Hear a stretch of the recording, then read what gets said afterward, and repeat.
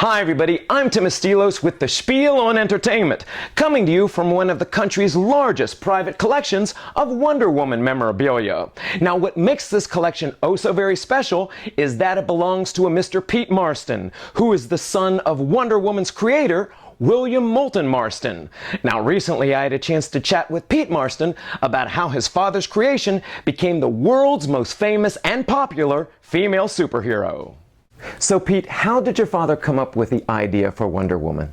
He was employed, he was a psychiatrist and an attorney, and DC Comics, Charlie Gaines, one of the owners, hired him to help convert the comics from the wartime scene to the peacetime venue. So he said okay, and he went in to New York to the office there, and after doing a few things there, Charlie Gaines said to him, "Hey Bill, why don't you write a comic?" Ha ha ha. So he said, "Well, I'll think about it." So he went home and talked to my mother, and my mother, who was also an attorney and various other things, said, "Well, listen, that's okay if you want to write a comic, that's fine, but we got enough male superheroes, let's have a female heroine for a change." So he said, "Okay, I'll think about it." And very shortly thereafter, Wonder Woman was born. What was it like for you growing up in a household watching your father write these stories and create that? You have to understand that my father wrote books all his life, and he had his own office, and that's where he wrote. And intrusion wasn't necessarily nice. So we kids were not there when he was writing. I did go into New York when he had the studio in there, and he was having the artwork done by Harry Peter. Took him in there a few times, and that was fun and interesting. And of course we saw the books when they came out, you know, that sort of thing. But we were really, and then later on when I was up at Harvard, I sent him a few ideas for synopsis for stories. And one of them was the God of Mars and all that sort of thing.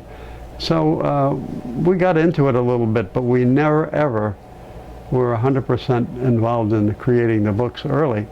Harry Peter came out to the house. He was a great guy, the artist. And so we were involved, you know, but that was about it. There were so many superheroes, there have been so many superheroes that have been male dominated. What was it about this character that your father felt was so important to create her?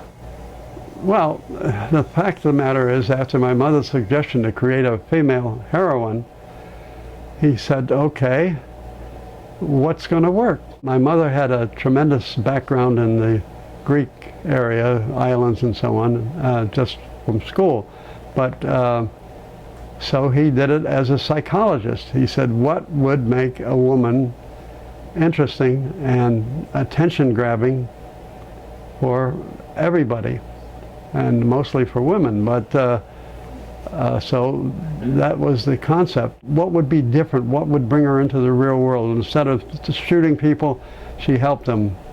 And she helped Steve Trevor get back here in one piece. And then to have an extra identity, she had the nurse's identity and that sort of thing. But it was a psychological story from day one. In fact, in a way, psychology also entered into a part of Wonder Woman's most recognizable pieces of equipment. Remember her incredible golden lasso that would compel criminals and bad guys to tell the truth? Well, it was probably influenced by one of William Marston's other world-famous creations. You see, William Marston also invented the lie detector. As the years passed, your father must have seen that many women particularly embraced Wonder Woman as a sort of strong feminist figure, particularly in the 70s. What did he think of that whole evolution there? He and my mother talked about it, and of course it was fine. It was happening what should happen. Now remember that he died early. He was only 54 when he passed away. And Harry Peter was still drawing at that time, one thing or another. So much of it happened after he was gone. We're looking at this collection that you've amassed over the years. How did you come up with getting all of these items, and what was the process? I mean, you must have spent years putting this together. No, not true. Not true? Not true. This started about 6 years ago. I had been collecting and inherited some stuff, but collecting odds and ends. Then I said, well, wait a minute. I might as well get a bunch of stuff together so the kids will have something. So I started, and I did a lot of it on eBay, and a lot of it from stores and various things. And there's over 3,500 items of the little bits and pieces here, and a whole bunch more books and magazines and that sort of thing. But then my daughter Chris came along and turned it into a museum. I mean, everything's on a computer. She's done a fantastic job with assembling it the way you see it, designed the shelves, did everything. So that's what happened. What kind of reaction do you see people have when they come in and see this vast collection? I love it. We've had collectors from all over the world. We've had a man from England, we've had people from Spain, Mexico, South America, and we were in constant touch with people from Australia, and lots of people from this country. So the reaction has always been positive. They've been trying to get a Wonder Woman movie made for so many years, and there's been attempts made at it before. Why aren't they getting it right? Well, my opinion is that they hired writers who were in the new generation, which was not a bunch of Wonder Woman fans from day one. They like Superman and Batman and the dark Batman movies where everybody was shooting everybody and all that stuff. But the caliber or the age of the writers did not go back to the beginning days to find out what made it work. And if somebody had done that, it would have worked. And I thought that some of the people that they brought in might help, but we haven't been lucky so far. You know that the one movie they made was rejected by all kinds of people.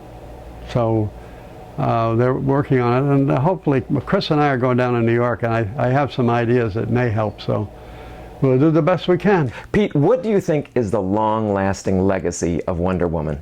During the war, we had ladies working in shipyards. They had a lot of female workers. Before that, it had not happened. Women were housekeepers, family raisers, and that sort of thing. Wonder Woman came out of the blue and showed that there was a future for females that could help the world. And I think psychologically, that's one of the things that made it work. And that's what I see. We've got a little surprise for you. One of the members of the Boston Area Toy Collectors Club has a special surprise for you because she's a huge fan of yours. Maureen? Wonderful. Yes, Pete. Oh, here's Wonder Woman. She's back again. My favorite human. I made this blanket for you in appreciation for letting us enjoy your museum wow. here. This is incredible. And oh, wow. Can't have her upside down. This is amazing. Here's your Wonder Woman. Now the question I'm going to have is this. I'm going to have to fight Chris to see if I can put this on my bed or whether I got to put it up down here. Thank you a million times. You're welcome. You're an angel. You're welcome. Thanks. It has been a true pleasure, sir. Thank you. You for your time. Appreciate it. Now, even though I'm surrounded by all kinds of Wonder Women in this collection, my favorite is always going to be Linda Carter from the old TV series.